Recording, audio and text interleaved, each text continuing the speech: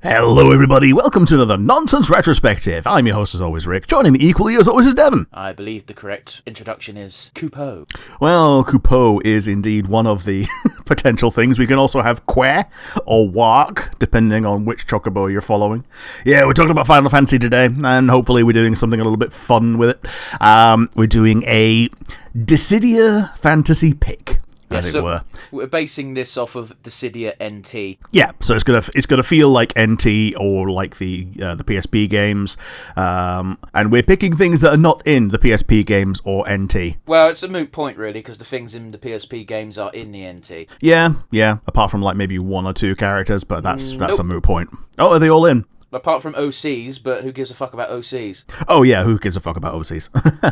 I think Gilgamesh is missing. I don't remember Gilgamesh being in the PSP games, but I'm not going to argue. Yeah. But yeah, before we get too far into that, let's go with the good old time-honored tradition of the nonsense asinine hypotheticals. What have you got for me today? Yeah, so Dissidia is pretty much the brand name that they give any of their big crossover games, minus Kingdom Hearts, but that's a moot. That's a whole different kettle of fish. So, yeah, it's a pretty simple question. You're making a Dissidia crossover game. What type of game do you make it? In terms of what? Made? In terms of specifically Final Fantasy, or like pick another franchise, or what? You're making a Dissidia. So, because like the rhythm games are called Dissidia Opera Omnia, the gacha game was called Dissidia Final Fantasy Opera Bollocks.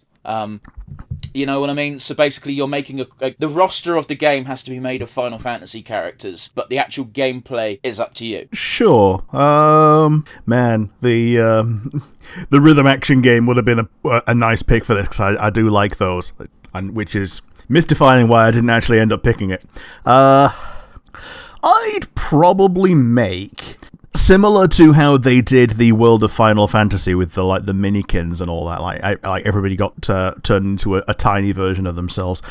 I'd make like an Animal Crossing version of that, where you can make your own your own community and just have the other characters bitching at each other. Everyone's island will just become Midgar. Yeah. And Seymour's just there, just your neighbour, just going, "Ooh, bitch! We should kill everybody." See, that might actually be interesting, but I think you'd have to change it up between whether or not you got villains or heroes, because I don't think two sets would gel.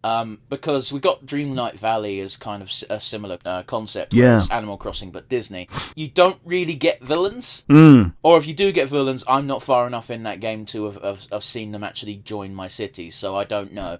Yeah, they'll be like the non-villainous villains, like Pete. Yeah, but Mickey Mouse is the protagonist, so you can't have Pete just hanging around. Yeah. Yeah, I get where you're generally coming from. Like, I mean, I play it. Yeah, like what I would do is have heroes and villains and scale them all back to being caricatures. So like have them. Like, just have them being, comedy versions of themselves. Yeah, so basically that fucking Isekai Quartet bullshit. A little bit. Yeah, nah, you lost me. But fair enough. If you prefer it to be only heroes or only villains, you start at the beginning. You choose at the beginning of the game whether you want a villain island or a hero island or whatever. No, we Fire Emblem this shit. You got to buy 3 versions of the game. Oh yes.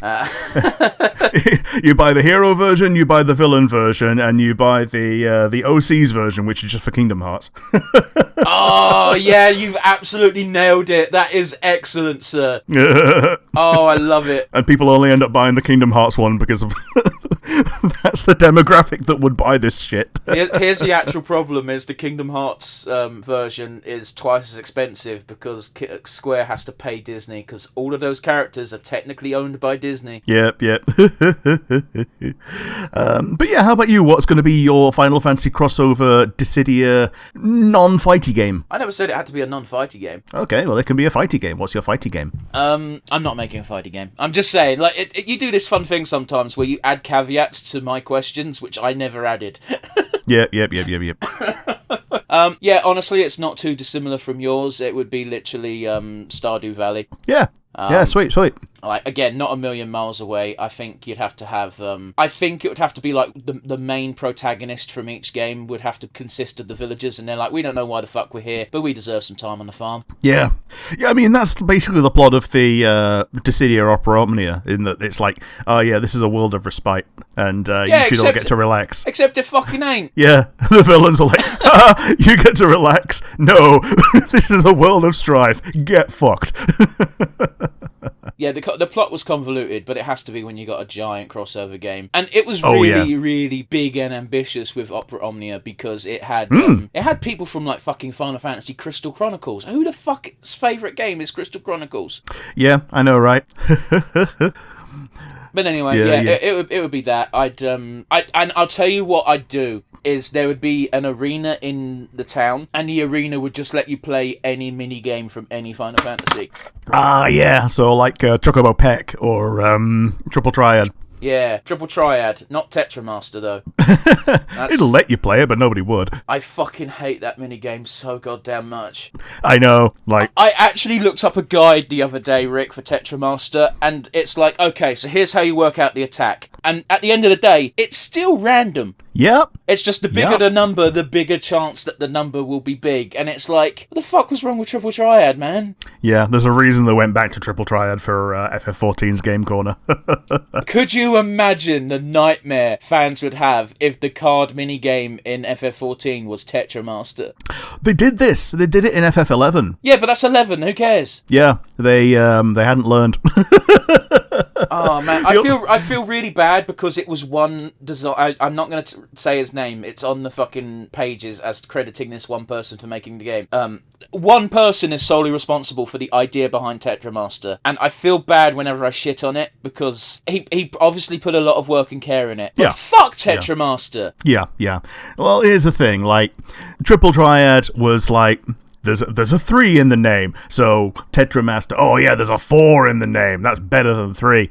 And then they just ditch it all and go for Blitzball in the game after that, which I am ashamed that I picked up Chocobo Pecking before Blitzball.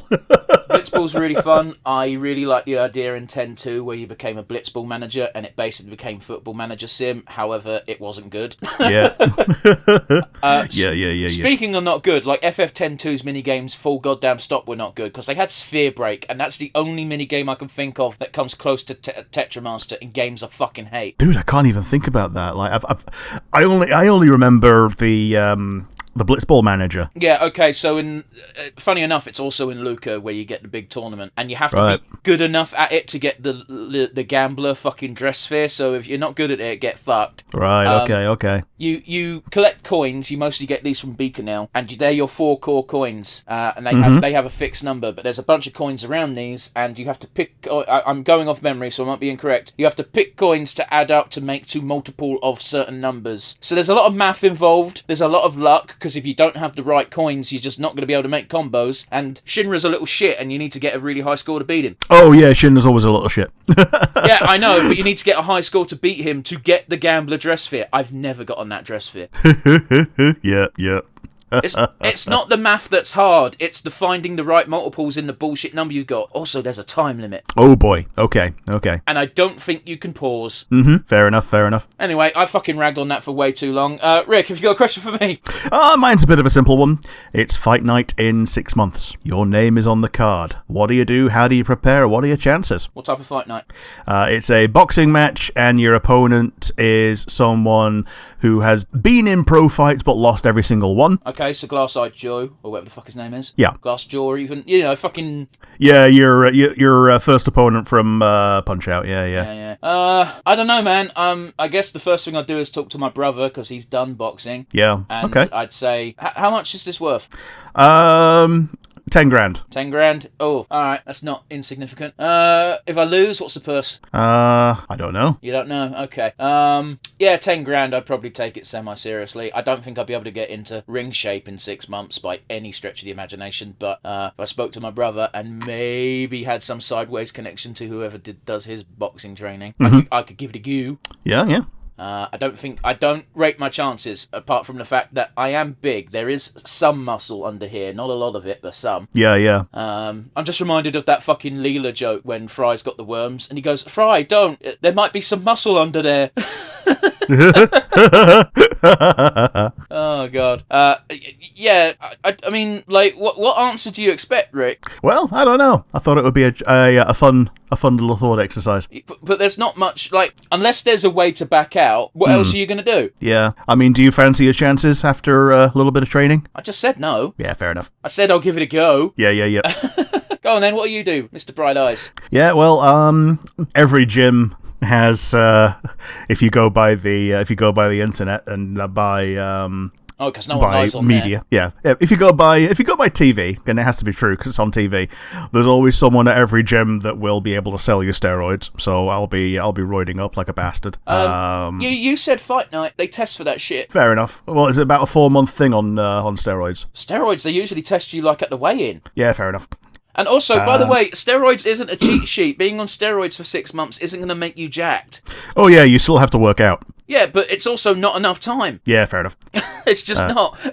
Yeah. But the thing I will end up doing really is having family members bet against me. I'm not going to throw because, you know, if I win 10 grand, I can probably pay off my family members who bet against me. But yeah, I'm not expecting to win in any way. I'm probably going to get my ass beat. No, you shouldn't. If you're not going to throw the match, why would you tell your family to bet against you? Because that implies that you're going to throw the match. Yeah, but you have to make it look like you're not throwing. I mean, not really. This is a one-time do. You're not a professional boxer. Yeah, fair enough. Well, a great question. Let's do today's fucking podcast. Yeah, fair enough. Yeah, today we're doing a fantasy pick of 6 Final Fantasy characters who we would like to see in a Dissidia fighty game. So who's going to be your first one? My first one is Waka from FF10. Yeah! Yeah, so as far as unique gimmicks go, Waka's up there. He's a bit of a combo of a tank / gambler with his overdrive. But, I could see the argument being that Yuffie and other throwing knife characters have had the similar sort of move set, but Waka just straight up using a blitzball. It's a cool idea. Yeah, it is. It's weird that he does a lot of what thieves do in debuffing people without being a thief. Well, yeah, because that's Riku, because she's a filthy albed. Yeah.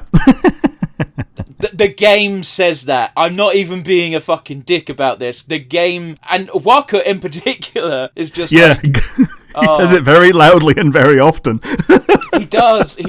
Every time there's a problem, he's like, Albed? And he's got one of the worst stories as far as character growth goes, because he still doesn't like Albed. He just doesn't say it anymore. Yeah, he stops saying it. He doesn't grow out of it.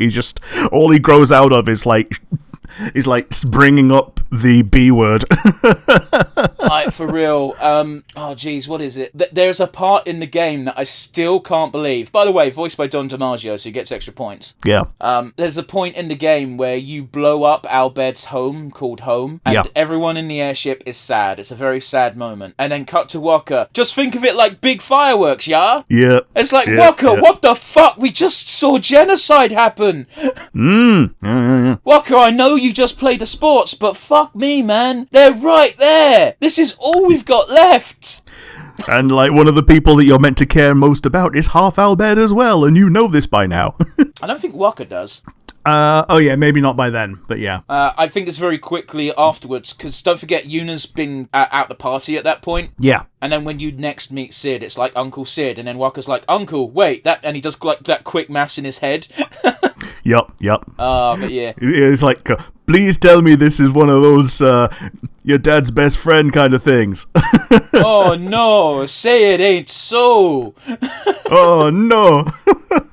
There is a great Let's Play on YouTube by the Super Best Friends play crew where they do that, and all they do is rag on Waka for being the biggest racist. Yup.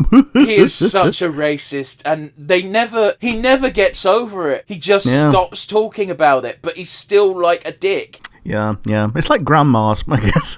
Oh, Jesus, I guess. But yeah, his moveset speaks for itself. He could do some real cool flippy shit. I don't know how you'd incorporate his overdrive because it would because it's a reel, unless it was just automatically set to rotate on different things. Because otherwise, you're going to have to be focusing on stopping this well, it's not roulette reel, slot reel, while also dodging attacks, and I don't think that's possible to do well.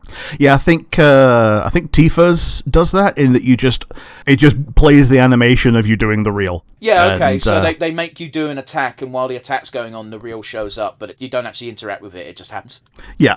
So for Walker, it could just like flick between whether it's attack reel, status reel, or what's the other one? You got the status. No, I don't think you got a status reel. You got the attack reel, you got the elemental reel, and you got the Auroch reel. Sure. There might be another one in there that has status elements, but I don't remember it being a thing. Yeah. So elemental and status, I think, are the ones that could just be different to just straight up attack, which is obviously the best. but again, I don't think status exists. Yeah, fair enough. But attack reel's pretty good because it just says how many hits on each slot. So yeah, it just throws like 9 blitz balls at you, and it's basically like a really advanced version of giving someone a dead arm. Yeah. Yeah, it's balls and Tetsuken. Oh, Jesus. But yeah, I think Walker's a good pick. I think he livens up the cast. He's from one of the more colourful Final Fantasies, so he's just a colourful character in general. And he's hench. I think people forget that. Yeah, he is. He only doesn't look hench because he's always next to Kamari. Yeah, and Auron. Auron's not that big. Yeah, he's not. Like, especially when he's younger. Like, Walker is wide. Like, that's what I mean. Yeah, he is. He is, yeah. What's the expression? Built like a brick shithouse. Yeah, built like a fridge. But yeah, Walker gets my first pick. Who gets your first pick into our Dissidia game? Yeah, my first pick is Leon from Final Fantasy II. This guy is he's the original Dark Knight. Because before that, like, I guess the only one before that is Garland, and guess what? He's already fucking in there. If you focus on this guy as being a Dark Knight archetype, it allows Cecil to be, like, more focused on being Paladin Cecil, which I think is a more interesting thing. Well, like, in Dissidia NT specifically, like, he uses his Paladin palette, so... Yeah. So this is one of those characters that leaves the party at the beginning, becomes an enemy for most of the game, and then joins at the end. Yeah, he's Gabram. Yeah. Or, any fucking FF character, really. It's an archetype at this point, you're right. And he's essentially somebody who will be on the villain side, which I think is generally a lot more sparse. And I think that would serve to balance out the party a little bit. You're wrong. Okay. There is a 50-50 split between good and evil, more or less. Is there actually a 50-50? Okay. Good might have one more because of the DLC, but the DLC balanced it out because, like, FF12's got 2 villains, FF15... Oh, well, because they had Noctis from 15, but they didn't have a villain until they put in Ardyn, did they? Yeah, from the DLC, yeah. I think it's balanced because, yeah, FF7 got Tifa and that, but Gabranth was FF12's villain, and then they brought in fucking Vayne. Yeah. You know what, you're right, Good might have 1 or 2 extra guys, but, like, there's not a lot in it. Yeah, back in the PSP games, Good had, like, 10 more. Okay, but we're talking about NT. Did you? I brought up an entire list of the NT roster, and it looked like a pretty even split from where I was standing. Yeah, fair enough. Like, yeah, I think it is a lot more even these days, especially like Shantoto being a villain. Well, Shantoto's the only character from that game, so it's one of those. Yeah. Fuck FF11, who cares? But yes, Leon's my number 6. He does Dark Knight stuff, and don't number who's these. I'm not. Oh, fake. Okay, fine. I've got them number 6, 5, 4, 3, 2, 1. So yeah, Leon is my first one. Who's going to be your next pick? Do you not want to dive into moveset? Okay, sure. So he does a lot more AoE things. So he's more of an AoE short range thing than Cecil did, where he had like the Dark Knight Sword Beam. Probably still will have the Dark Knight Sword Beam as his like limit break burst EX flasher thing. I get you. But wouldn't be able to just spam it all the time. So I guess he would be more of a more of a short range guy, but because he's AoE short range, he covers his arse a little bit better. I think you'd have to make like in my brain the signature attack for a Dark Knight is darkness. Yeah, like the Flood of Darkness. Yeah. Yeah. So the simple solution would be to have that be like a staple. However, instead of being a shockwave, just have it be a bubble. Yeah. But like centering on the character and then bursting out. You've got to have the typical Dark Knight drawbacks though of certain specials have to take your health away. Yeah, some things consume health, and like the only way to get around that is to have like a blood weapon thing where like I don't know, in your burst you have blood weapon equipped, and that's when you can regain health. Maybe, but then that opens up the hacks of I never use special, I just use my regular combo, so I'm unkillable. Sure. I don't know, man. You got to think about these things and balancing a fighting game. Yeah, fair enough. But yeah, who's going to be your next one? My next one is a classic pick that I'm genuinely shocked isn't already in the game, and that is Cypher from FF8. Yeah! Such a cool guy! Such an arsehole! He's got... I absolutely adore that, like, if you've never played FF8, you'll see Squall's iconic design is he's got that massive cut down his face. The only reason he's got that fight is because he got into a bit of bit overexcited when sparring with Cypher, and Cypher didn't even mean to do it, but he kind of just lent into it and then became this based his whole personality around it. Yeah. I'm not wrong, am I? That's basically what happened. Yeah. And also I really like the design on Cypher's basic gunblade, the Hyperion. Yeah, it's so sleek. It's so different from Squall's iconic one. Yeah. Like, Squall's looks like you could actually physically make it, whereas the Hyperion is very definitely it's more of a fantasy thing, which I like, and it just looks cool, and I like it. Yeah, and they both kick the shit out of lightnings. Oh, yeah, which is, it's not a gunblade, it's a gun that folds out into a sword. I don't like Lightning's gunblade because it looks too high-tech, which defeats the fucking point. I like other gunblades that Lightning has, but I think her basic one is awful. Here's the thing, is I don't know what the other ones look like, I just know the basic one from every single cutscene in the game. Sure. Yeah, the other ones look more fantasy-like. Okay, sure. I'm sure I can give some of them a pass. It's just, Yeah. I also don't like Lightning because the creator of Lightning rammed her down our throats because it's his waifu. Yep. I'm not wrong. That's literally the reason. Go fuck yourself. This is true indeed, yeah.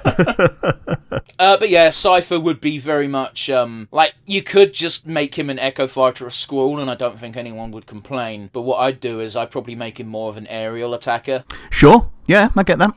Like, he's got a lot of attacks that focus on firing weird beam slashes out of his sword for some fucking reason. So it seems it seems like a great excuse to have him, most of his specials be he jumps up and he just does his slashes. Yeah, I remember in Opera Omnia his gimmick was wind and imperil. So like once he hits you with something, then he can hit you harder with the same stuff. Yeah, but you got to be careful with adding status effects like that into a fighting game because it can unbalance shit real quick. Unless of course you're Nintendo Smash, because Sakurai doesn't care. Yeah. I guess the balancing thing there would be like he can only do that on the aerial stuff, so it just pressures someone into like not using the aerial section. Well, maybe, but the idea was, like, the aerial... Like, in any fighting game, when someone has aerial attacks, you can decide whether or not you're attacking the ground or attacking from right to left, etc. Sure, I guess you. Yeah. You know, says the former Kung Lao main. But yeah, anyway, I'm just saying, I think... and also, like, he should have a special intro with Squall. Yes. Shit-talking Squall. Or better yet, he gets a special intro with Squall where they just recreate the intro fight. It just overrides whatever the music is for Liberi Fatali. But, like, has the cut happen so Squall's character model doesn't have the scar and it's a fresh cut during the fight? That would be sick. Yeah. He got it fixed by Rosa or whatever. Now he gets it again. But yeah, I think Cypher... Again, I'm surprised he wasn't, like, a DLC edition. Like, I know not every game is Smash, but fucking, even if you just made an Echo Fighter or Squall. Yes, exactly. I like this idea. But yeah, who's your next entry into our Dissidia game? My next one is, I guess it's more of a meme because she never showed up in the in Opera Omnia, but it's Riku. Which version? I'm going for Fist Riku. Specifically because the only other real Fist character we have is Tifa, and I think Riku would play a lot differently to Tifa because she's not a brute force and martial artist person. She's a lot more agile and tricksy. Yeah, okay, so by Fist Riku, you mean FF10 Riku? Yeah, FF10 Riku. Right, just checking. The costume for 10-2 Riku could be in there, no problem. But she'd still be using the good old fisticuffs. Well, that's the thing with adding any character from the main trio of FF10-2 is because they had the dress sphere system, you literally got about 200 costumes for them. Yes. And it really did make me decide which character got to be which class by which one looks cooler with that dress sphere. Yeah, you could make anyone anything and it didn't really matter. Like, the songstress is probably the one that had the most, well, apart from, like, mascot and shit like that, like, diverse appearances. Like, they made Pain look like Elvis. Don't know why, but it worked. Yeah. Well, because she had the quiff, I guess. But yeah, like, Riku was my chemist, and then for the most of the game, it was just, Pain and Yuna were Dark Knights, because they just did darkness all the time, and Riku just chucked out free high potions.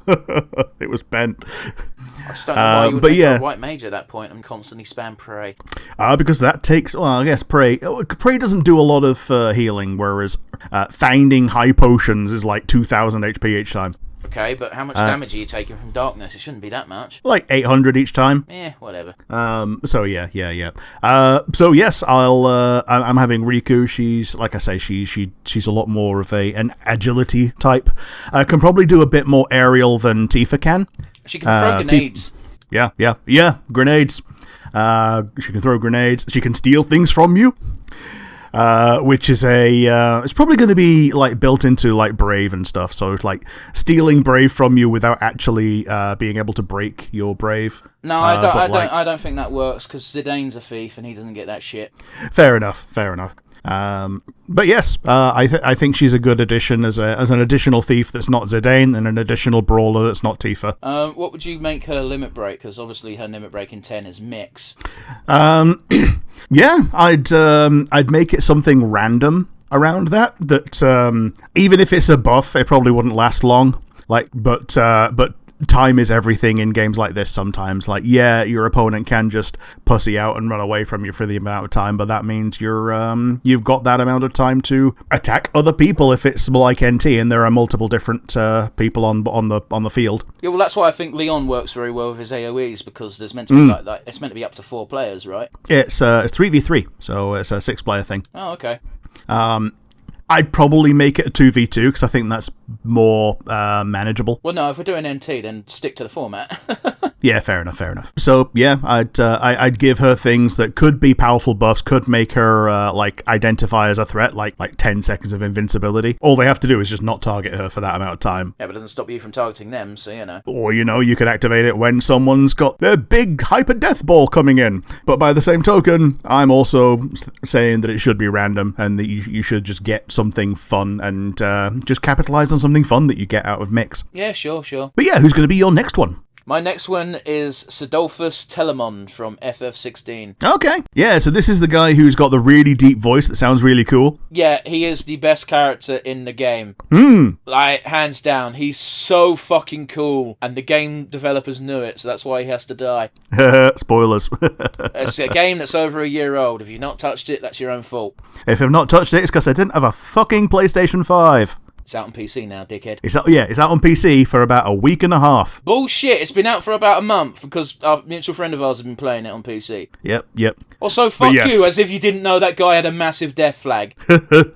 Yeah, I only knew that it was that guy because I like that guy's voice. So when people were like, oh yeah, let's bring up his performance as like a point of pride, I'm like, oh, I know that name, and I looked at it and I'm like, oh yeah, that's what he was from. Yeah, well, we're kind of unique, Rick, because we're British and he's also British. He's been in a lot of things over here, including The Office, and he's also in Diablo 3 and 4. Like, just give him whenever he wants. Like, he's going to be Galactus, for fuck's sake. Sweet. Oh, we went over this on the podcast before. Yeah, but I forget things. But yeah, as soon as this character joins the game, it's like, cool, charge an extra £5 and you can have him do all the audio for the game. I'd pay it. Dude, Sidolphus is just so fucking cool from minute one. And alright, I know I've got a soft spot for Ramu because they make such a big deal about him in FF9, but he's Ramu. He's got sick lightning powers and he knows how to use them. In every cutscene when he has a fight scene, he's just epic. And I don't use that word lightly. Yeah. So that is a reference to Thunder God Sid in Final Fantasy Tactics. Sure. Where he was also the best character. Sid in Final Fantasy Tactics is always a good character. He was great in the Ivalice one as well. Yeah. And you had didn't you have Al Sid in that one as well? No. Okay, fair enough. I'm not talking about the FF12 one. I'm not talking about the one where you play as Vaughn's fucking shitling pirate gang. I'm talking about the other one. Yeah, I think he was in one of the DS ones. I'm talking or about... rather, like in the DS one where you could get Vaughn and Penello. I think he was actually one of the extra characters that you could get. Nope. Okay. The one with... Well, okay. Vaughn and Penello are guest characters in the one I'm thinking of. You can't get Alcid in that. Okay, fair enough. Or if you can, I never fucking saw him. And, I fucking 100%ed that game because I loved it. Anyway, I digress. Sidolphus is easy. Just take Ramu's moveset from Clive and put it on Sidolphus. He gets a cool little sword.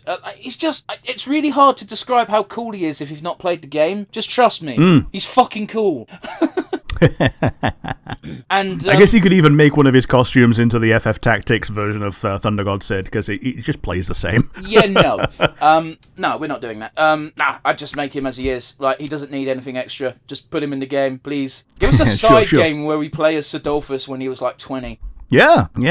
These games often have, enough history that hint at things happening in the past. So, yeah, things like that could be if not a full-on expansion, then even a proper, sequel. Yeah, okay, so, to be fair, I don't like sequels in FF games. Yeah. 10-2 was the first one to do it, and fuck 13.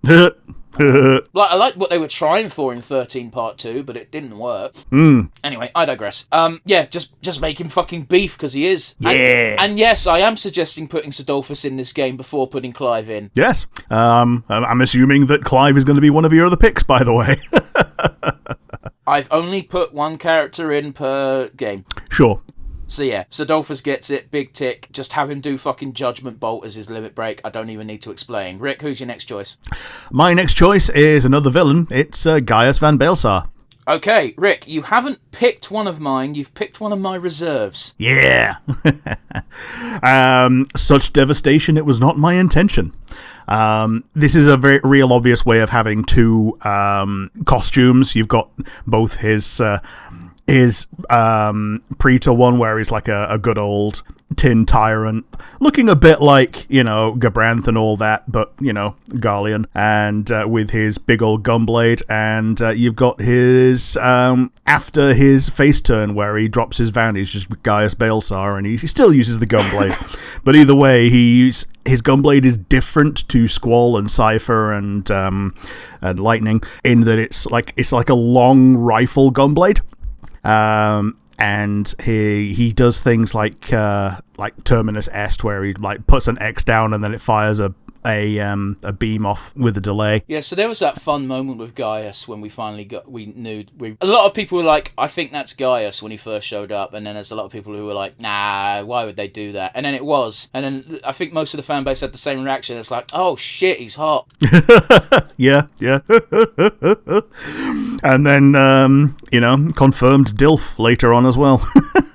I don't think there is a cooler concept in Final Fantasy XIV than Astinian and Gaius teaming up. Yeah, it's such a cool time. Oh god, I was marking out like a bitch. in this scenario, you will play as Astinian Wormblood. I was like, just fuck the Warrior of Light, fuck the Scions. I want to watch like an hour of snark between Gaius and Astinian. Yeah, it's like buddy cop between these two anti-heroes. But they'd be snarky without knowing they were being snarky, and that's part of the joy. Yeah. Yeah, I love it. His limit break could be something like calling the ultimate weapon from off screen and just having it do something. Nah, because the ultimate weapon is too associated with stuff he doesn't like. Yeah, fair enough. Just have him do that attack where he finishes off that dickhead Garlean, and it's just like, wait, this isn't the thing you're meant to do, and it's like, yeah, because I don't show people this. Yeah. That's such an anime thing, but I love it. Yeah, and also like the people that see this tend not to live through it. Yeah. Yeah, it's like the standard thing of a good guy who's also a vampire generally doesn't reveal they're a vampire because the only people that reveal it to are the people that die straight afterwards. Thinking of someone specific, are you?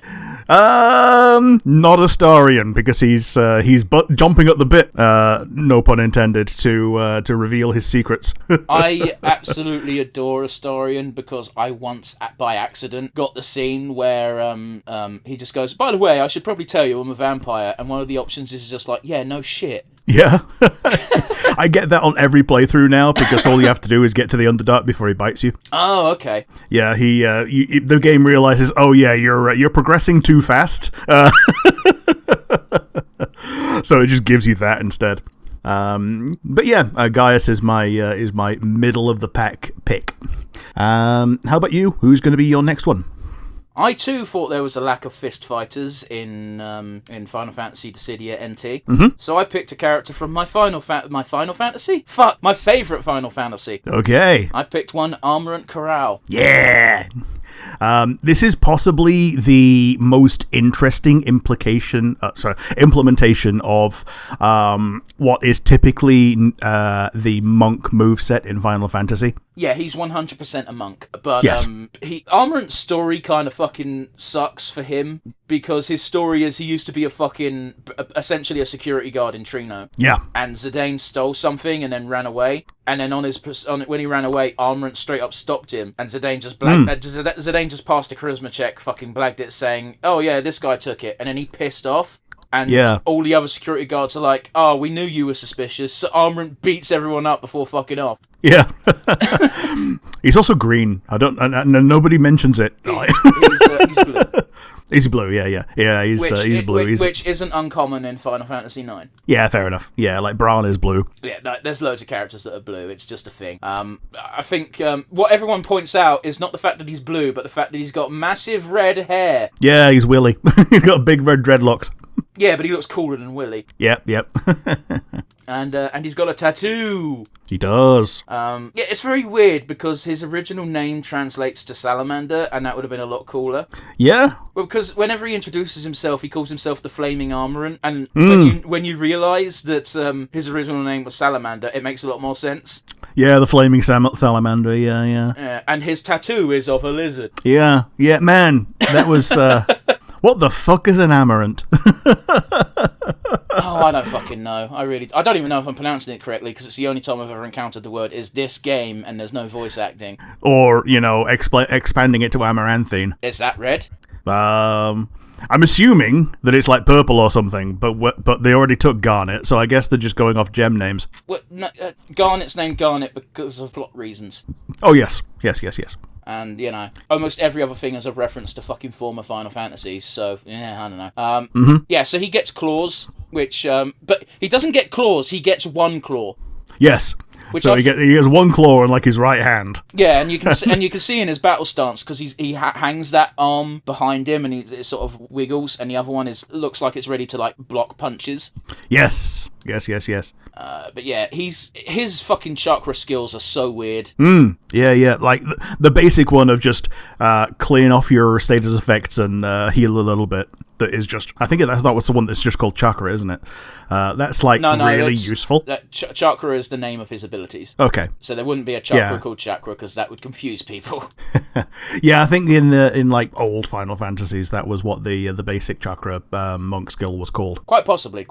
But yeah, he's more like a thug than a monk. Oh yeah. He's definitely got the tavern brawler feat. Yeah, and also he gets the throw skill. I think I've told you this story before, Rick, possibly on our FF9 retrospective. Everyone should go back and listen to that. Where there's weapons in the game that have like a little circle icon. They are designed specifically just to be thrown by Armorant. But I didn't know that, so I thought there was a 9th party member that I just wasn't able to find. Yep. Also, apparently, if you throw Excalibur, it does the same damage as Excalibur. Fair enough. I don't remember Excalibur being in the game. Fair enough. That might have been a thing in like FF5 when Gilgamesh was a party member. Oh, it's definitely a thing in FF5. But yeah, in FF9, I don't think there is an Excalibur. In FF9, there's an Excalibur and an Excalibur 2, which getting that. Yep. Like, the way to get it in Britain was you definitely had to do the open up the disc tray to skip FMV's trick, because we ran at 20% less speed. Jeez, okay. Yeah, so you had to get to pretty much the end of the game in 12 hours. And it's a very strong sword, but it doesn't give you anything unique. Although there is now an achievement for it on Steam, and I looked at that achievement and I said, fuck you. I'm not getting that. Fuck off. I ain't got the time. Yep. Well, less the time, more the patience. Yeah, to do a low-level run. Yeah, I like grinding in Final Fantasy. It's one of my favourite things to do. And yes, that might be a sign of autism. But yeah, there's not much else to say, really. I think I'd give him Ultima for bullshit reasons as his limit break. Okay. Because, bullshit is fun. Yeah, and like his the good old beam that he has, where it's like a Kamehameha, but very definitely with the serial numbers filed off. That's a very strong move that he can just normally do. Yeah, I think he gets flair. Yeah. Unless Vivi, I don't think Vivi does, because maybe he does. It's been so long since I've gotten to. I'm replaying FF9 right now, guys. I'm not at the part with Armorant, so I can't confirm or deny what moves he gets. Mm-hmm. It's one of those. Anyway, I think Armorant's a solid pick. I also was like, there was another FF9 character I was considering, and I thought there's a non-0% chance Rick picks this character, so I'm going to go for Armorant instead. Sure. Rick, who are you adding? The next one is Celeste Cher. She is the Magitech Knight of not Magitech Knight. She is the Magic Knight General from FF6, and one of the 4 people who can be considered maybe the main character, which now leaves only Edgar as not being picked out of those 4. So there's a wrestler called Chris Sabin. And I learned not too long ago, because I watched a shoot interview with him from when he was like 20, and he was like, why did you choose the name Sabin? And he said, okay, so there's this game, right, called Final Fantasy, blah, blah, blah, and there's a character in it called Sabin, and he's really cool. So yeah. So now I'm Chris Sabin. Yeah, I think Sabin was actually the first one where you did the the directional inputs to do like the fighting game moves. See, I've always hated that. Like, it's a cool gimmick, but I hate the fact that everyone's ripped it off. Yeah, like I think it works best on in that game where you've got like a really tiny shitty D-pad, and that's pretty much all you have. Once you get to 3D, it becomes like, oh yeah, you've got a 3D stick, so why don't you use a 3D stick for stuff? But then again, it was optional for the PS1, so I guess that's why. Yeah. So they gave that mini game to the Cyber Dwarf in Charles Barkley's Shut Up and Jam Gaiden, and it works because it's 2D. Sure. But yeah, Celeste's number one gimmick is that she has Runic, which just lets her counteract and absorb magic skills. So I guess she would be essentially the party's tank for when you're doing the multiplayer stuff like you do in NT. So being able to intercept anything that's not anything that's not a limit break, that's a long-ranged thing, as long as she is there. You can't do that in a fighting game, dude. Hey, it's Dissidia. Like, you can do a lot of things. You can't do that in a fight. You can't nullify entire attacks for free. You have to have an input. Yeah, because it would cost her resource or whatever, and it'd go on cooldown, I guess. No. I don't have it be a resource. Just have it be an easier to execute block. Yeah. Oh, right. Yeah. Maybe make her super into the one that cancels things. Yeah, super's fine because you have to spend a lot of resources on a super, but like just being like her just standing here, it takes away X resource and that regens. It's like, but yeah, that there are characters whose only attacks are classed as magical, like Kuja and the Emperor. Yeah, you can't have that in this type of game. So I'll make that into a super, and once she's intercepted something, then she just gets a buff that's based on whatever she's intercepted. It's the same like numerical buff. It just changes the the particle effects. I get you. So like if you've intercepted fire, then you've got a fire sword for like 30 seconds or whatever. Yeah. Other than that, she's just like a great sword wielder who is not particularly fast, But she does have other magic stuff as well. So like so a bit like Terra, but more based on like her the sword than the magic. Yep, sure. But yeah, I really like her as a character. I think she's cool, and yeah, she's my pick. Who's going to be your penultimate pick today?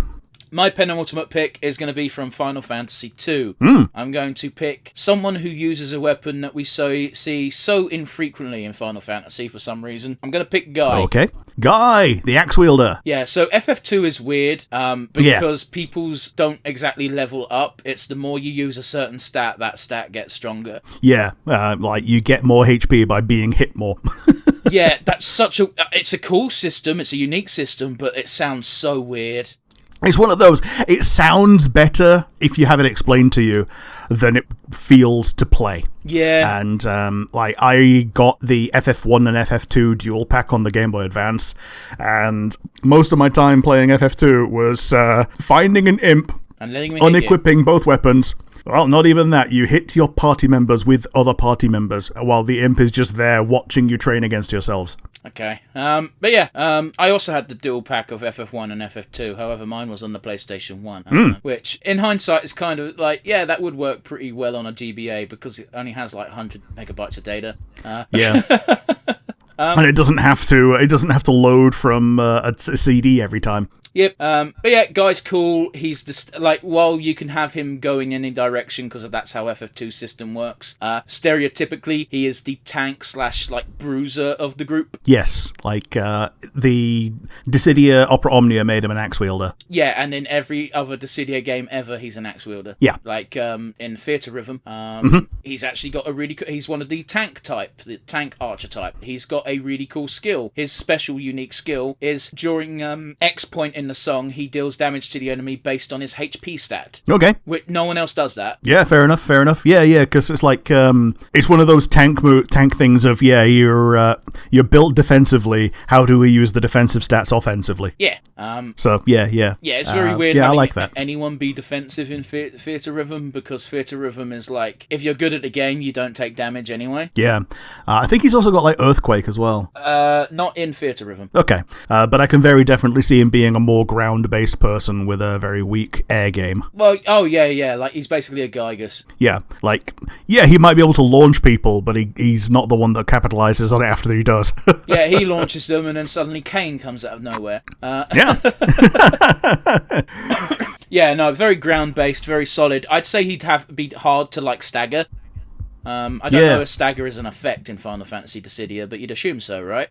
Yeah, something like that. Yeah, it should be. Yeah, so like one of the ways that you implement stagger is the recovery time after getting your HP broken. Right. So like you can make it take longer after he breaks your HP, specifically after he does it, because he just does it that harder. Yeah, and with him being the tank, I can imagine giving him the ability to, when his gets broken, it adds a bit more to your allies. Sure, okay. Because then that gives you survivability, because will the opponent still target you, knowing that if they break your HP, they'll give it to the others. However, it's just like it's one of those weird ones where it's like he doesn't have high strength, but his defense and his health will be quite hard to deal with, you know? Yeah. If he's the last one standing, you probably won't have too much of a problem, but the problem is his allies are probably quite fast and they're looking after him.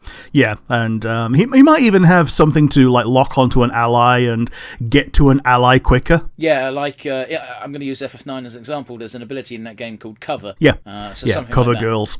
But that's specifically to Zidane. Yeah.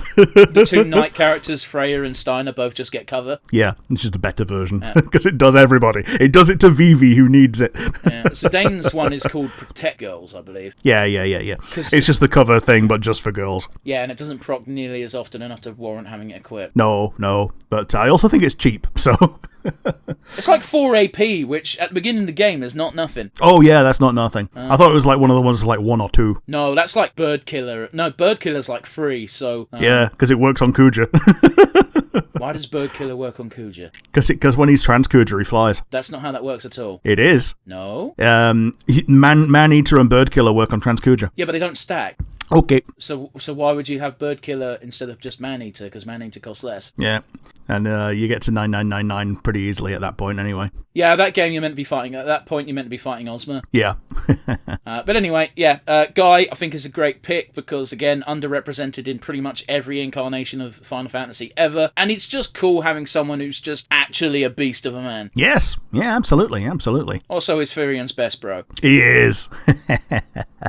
Yeah. Unlike his actual, like, brother figure who I've also picked and, yeah, fucks off for most of the game, becomes a villain, and comes back with Dark Knight powers. No, it's like the opposite Firian. of Gandalf. No, Firian, I want to fuck Maria. Yeah, I want to fuck my sister. Oh. It's Japanese. Is that racist? Can I say that? Oh, well, it's fine. It's out now. Watch any anime. I'm just saying. Rick, who's your penultimate pick? My penultimate pick is another FF10 person. So we've added a bit to the glut here today. And it is completely mystifying to me that he's not in either of the games. It's Seymour Guado. He's not in either of the games because Jekt is easier to make a fighting game moveset for. Yeah. And yet they made one for Yuna. Seymour would do more with his summons, specifically Anima is the one that he uses. So Anima would most likely be his ultimate. Well, here's the problem with Seymour, is we get Seymour in the party for a brief moment of time, so we know what his limit break is, and his limit break is double magic. Yeah, so that would just be his regular, like, shtick, in that he will, when he does something, he gets a bonus to doing the same thing again, so you can counter it a little bit more easily, because you know that the optimal thing for your opponent to do, when they're Seymour, is to do the same thing again, so you can prepare for it. And so that will be his, like, basic gimmick for when he's normally fighting as a caster, and then the limit break is going to be Anima instead, where it'll just, like, make jaws from the ground come up and or just have Anima's overdrive as his limit. Yeah, that would just be a fucking field wipe, wouldn't it? Make it smaller, but yeah. But that's just, like, I like how they treated Anima in FF14, but it does demonstrate that this thing will kill everyone with its overdrive if you're not put on your feet. Yes. But yeah, you can either make it smaller and awful, or you make it bigger and less devastating, like one of those where it reduces people to 1 rather than breaking them in Brave. I think what you'd have to do is have you'd have to have a slightly longer than not at all cast time. Treat it like a MOBA ultimate attack where a thing appears on the ground and it's like you've got 5 seconds to get out of this AoE, otherwise you're going to be in it, and if you're in it, you're fucked. Yeah, and in that same time, he's like stood there like with a target painted on him doing his channeling animation, and you can get to him and try and knock him out of it. But he's just going to try it again. I also think Friendly Fire should be on for this, but just for this move, because, that seems like Seymour sacrificing his allies to get off this big fuck you attack is totally in character. Like, you could even stop halfway through that sentence. Seymour sacrificing allies to get off is also in character. No, he just wants to impregnate Yuna because that way he'll become Sin. Yes. Yeah, little shit. I understand why they didn't make him the main villain, because he doesn't really care about Tidus in any way. All he cares about is Yuna and becoming Sin. Well, Jekt isn't even isn't the villain. He is just, as you say, the antagonist. Seymour is the villain. Oh yeah, definitely. Which is why I think he really should be. Really should be in here, because you want your FF10 people to hate him. It blew my mind that the FF10 crew was so okay with him hanging out with them in Dissidia Opera Omnia. Yeah. Especially Kimari. Especially Yuna. Yeah. FF10 2 Yuna, that's been through all that shit. Yeah, I think it's one of those where she's got she's far enough removed from it to be like, oh yeah, that happened. He tried to diddle her. Yes, he did. Many times. But yeah, Seymour's my penultimate pick. Who is your final pick for today? Yeah, my final pick comes from FF14, and it is, of course, Alice Lavelier. Okay. When you said from FF14, of course was not where I was going to go with Alice. What? Well, you said, of course, Alice A. Like, I was like, yeah, that was not the first thing that I would have picked from 14, but oh well. Yeah, the first thing I would have picked from 14 would have probably been Gaius, but you did it. Yeah, I picked Gaius, and Estinian is just a Kane, a Kane again. Well, that's just it. I don't know if you've noticed, I haven't picked any Dragoons, because Kane's in the game, so it would be pointless. Yeah. I also thought about picking Rickard Highwind, but he's just Kane again. Well, I thought of picking Freya as my FF9 pick, and I'm like, yeah, she's got the dragon gimmick, which is cool, but... Yeah, like, I think she is the one that is the most different out of all the Dragoons. Because she's not a Dragoon, she's a Dragon Knight. Yeah. Which, for some reason, is different. But anyway, yeah, I've gone for Alice because I've made it no secret, Alice is probably my favourite Scion. Yes. I absolutely adore the few cutscenes you get at the end of, not at the end, between whatever the fuck, between Shadowbringers and Dawn Trail. Okay, yeah, in the Void chapters. Or is it between Stormblood and Shadowbringer? I don't remember. Either way, when she first meets Astilion, and Astillion's like, how you doing, Alphino? And Alice is just like, the fuck do you call me?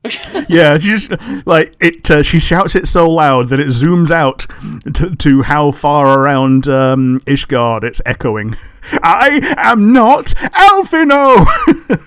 And I just love the expression on Astilion's face as if to say, okay, I know I fucked up, but can anyone blame me? Yep. You never told me you were a twin, dickhead. Oh, jeez. But it's even worse than that, isn't it? Because I believe Astilion straight up calls Alice rugged. Ah, yes. Yeah, it's like, Alphino, you've put some muscle on. Yeah, because Astilion is being very disingenuous in that moment. He's just trying to make Alphino feel good. But little does he know. Yes, Alphino, you're looking more butch than normal. Oh, jeez, poor Alice. But anyway, I digress. I picked Alice because I can't think of a better red mage to put into the game. Yeah, I can think of that. Yeah, I'll stand by that, actually, yeah. Like, the only red mage I can think of in the series, apart from Alice, off the top of my head, is red mage from FF1. Yeah, absolutely, because, like, everything else that does that is just either someone using a job crystal, or someone evoking that style, like Celes and Terra. Yeah, so does Terra use white magic and black magic? Yeah, I believe they both start with it. Oh, fair enough then. But Alice dresses the part, and again, I'm incredibly fond of Alice. She deserves all the head pats. Yeah. Recently, I shared with you that piece of fan art, which I thought was hilarious. Oh, yeah. So there's a piece of fan art circulating around. You can probably find it if you try, where it's like expectation versus reality. And it's when Alice eventually gets pregnant, and it's just like, oh, I'm not feeling too well, I need some hugs and cuddles, and then it cuts to reality. If anyone asks me how I'm feeling one more time, I will stab them. Now let's get out there and kill this behemoth. Yep.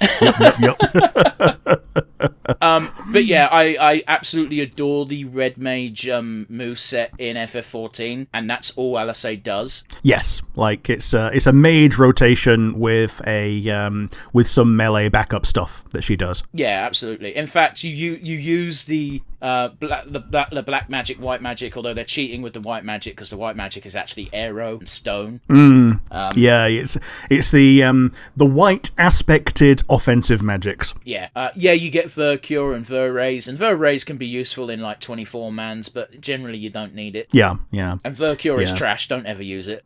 Yeah. The only time I use Vercure is if I'm trying to proc dual cast to use Verraise. Yes, exactly. It's something you can cast without a target, because you can just target yourself or an ally with it. Yeah. And also, if someone got caught in a AoE, chances are you can use a cheeky Vercure. Like, you're not hurting anyone in that scenario. Yeah. But yeah, anyway, the ultimate move is Ultima. Or is it Flare? I forget. She's got Flare and Holy, and then there's like the Spike or whatever, where she just makes the big old fucking rose. Yeah, so that comes after your melee combo. Like, yeah, just having to mix and weave melee attacks and magic is a cool gimmick in a fighting game. It does make you slightly predictable, because people will probably be able to see a rotation of, they've just done their physical combo, they're going to resort to magic, so now's the time to close the distance and whack them. Yeah, and you can buck that trend, but by the same token, you're not doing exactly the most damage that that you can do. If you keep on doing your magic phase when your gauge is full, then sure, your magic is still pretty good, but like you could be doing more by doing sword stuff. Yeah, but the fact that it's a free versus free, there's a good possibility that you hanging back or someone else is doing their melee shit might not be the worst thing in the world. Yeah. But yeah, her ultimate speaks for itself. Just give her Ver Flare, followed by Ver Holy, followed by that third. Here's the thing: as the longer an MMO goes on, the longer a chain goes. Yeah. So yeah. Yeah, I mean, the Flare and Holy came in at the same time, but yeah, Oh yeah, I'm talking, but like after Shadowbringers, it's like, okay, so now you press this button 2 more times because it's now a 2 longer combo. Yeah, oh yeah, now she has Magic Barrier with a K. Like, we were going to call it Vergard or something, but we thought, no, that would be stupid. Yeah, Alisei gets it. I think she's slightly more interesting as a moveset than Alpha No. Yes, you could bring in Thancred, but Thancred as a gun mate. I cast bullets. As a gunblade man. Yeah, I like Thancred as a gunblade, but he's kind of shit at it. Yeah, I think the other Gunblade users evoke the Gunblade style better. Even Lightning plays better as a Gunblade user than Thancred does, in my opinion. Well, they do this really fun thing with Thancred in Shadowbringers when you do the duty, the MSQ. If you've got him in the party, he can't use half the Gunbreaker shit unless you've also got Miniphilia. Yeah, because she gives him all of his elemental bullets, and he also does retain some of his rogue stuff. So like the rogue shadow step and things like that, and going into stealth mode, which is something that you learn from like the live stream or whatever. Yeah, and it makes for an interesting moment in Endwalker because you get to play a mission as Thancred, and he's got the best of both skill sets. Yes, and it's the only one of those that's good. Well, yeah, okay. Well, we won't dwell on that. Rick, Alisei is in the game as my final pick. Who is going to be your ultimate final finale and ending the podcast with pick? This is probably going to be incredibly predictable, but it's probably my favourite character in all of Final Fantasy, Captain Faris. No, fuck you, you can't. You're going to have this throwaway NPC that's in the game for 2 missions. She's not for 2 missions, she's literally one of the main 4 in FF5. I thought you were talking about someone else. Let's move on and pretend I didn't. Oh, were you thinking I was talking about Layla? You know what? Don't worry about what I was thinking of. Captain Faris is the pirate lady, isn't it? Yeah, the pirate lady. My bad. Yeah, she is. She spent most of her life pretending to be a guy, despite the fact that she was raised by people who knew that she wasn't. Oh, it's almost as if they respected her choice. Yeah. In Opera Omnia, they make her into a dagger wielder who can do things like she essentially has a gun, but she doesn't have it equipped on her character model. So I would just change that. So she has the like a cutlass and a pistol or whatever, and just can do the gun stuff that she does, and just mix it up between the two. And her ultimate is calling in a barrage of cannon fire from off screen to just fire on a spot, similar to what we workshopped with Seymour, and that this area is going to get barraged in a little bit of time. Yeah, the cannons are going to strike down here, and I guess it's either that or summoning Sildra, who can also do the same thing with the same gimmick, and it's just a case of you RNG whether you get Sildra or the cannons. Nah, just do one or the other. I like Sildra. Is Sildra another character, is it? Yeah, Sildra is basically the Lapras of Final Fantasy. Okay, enough said. So yeah, Faris has an interesting gimmick in Theatre Rhythm. Her unique skill is she gets dual blade. Okay. Which means every time she uses a physical ability, she does it twice. Yeah, she was my ninja as well. So yeah, she did get that. Yeah, the dual wielding. Like, anybody in FF5 can be anything, and you can build your own class combos, but I tried to keep it along the lines of what they felt like in a weird way. So like, Lena did a lot of like white magey, Rosa shit, like archery, right? White mage, black mage stuff. Faris now did a lot of physical stuff with her, so like ninja, warrior, samurai, and when you got the re-release, you got the pirate, the Corsair class. Yeah, fair do. Like again, I know very little about this character. I know in Opera Omnia, when you recruit her, everyone treats her like a bloke except for Zidane. Yeah. Zidane's just like, are you like? It's like a BoJack Horseman moment of just like, you know what my issue with your boyfriend is, right? Yeah.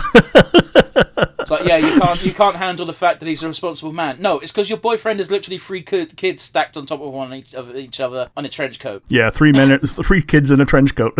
Actually, in BoJack, it's just one kid in a trench coat, isn't it? It's at least 2 because they're as tall as an adult. Okay, I thought they were on stilts or something. Well, mate, either way, it is a kid in a trench coat, and the only person who ever calls it out is BoJack. Yeah. And everyone just assumes he's jealous, and it's just like, this joke is so dumb, I love it. And then we get to season 6, and it's like, there is no more fun. Yeah, so the thing with Faris is that she's absolutely gorgeous, but because it's done by Tetsuya Nomura, so are the men. So, oh well. So what you're saying is she can pass in that universe? Oh yeah, she could pass in that universe because everyone is hot. And then we cut to Final Fantasy 13. Yeah, yeah. The only attractive character is Fang. Hey! Go on. Like, I mean, Lightning is a pretty attractive character. Yeah, but she's ruined by the fact she, 1, has no personality, and 2, is forced down our throats. Yeah, Vanille is attractive. Sarah is attractive. Snow is attractive if you're into that. Who? Snow, bloke. I'm not into that. He looks like he's... he looks like he's one step above homeless. Yeah, he does look like he shares your couch. Yeah, yeah, he's a couch surfer. He's a cool guy. I like Snow. 313 Part 2 where they ruin him. Yeah. But yes, Captain Faris is my final pick. From my 6, what was your favourite? Oh, it's got to be Gaius. Like, he's just such a shoo-in. If it wasn't for the fact that Xenos had so much more screen time as a villain, Gaius should have deserved that spot. Yeah, because Xenos was the one that... Oh, well, Stormblood was new at the time that they were making that DLC, so I think they were trying to promote Xenos more. Well, Gaius was dead at that point. Yes. Yeah. And also, like, again, even disregarding the fact that Gaius came back and was basically had a heel face turn. Like, Xenos also kept coming back. Yes. So much so that I don't know about you, Rick, but I for one was like, can this game not come up with a new fucking villain? Yeah, and it's so non-final when you do actually finally put him down that the developers had to literally put out a statement that yes, Xenos is now finally gone. Good. It wasn't enough to make me buy the next expansion. No, I don't know who the villain is of the next expansion, because essentially they're setting up the next world threats, aren't they?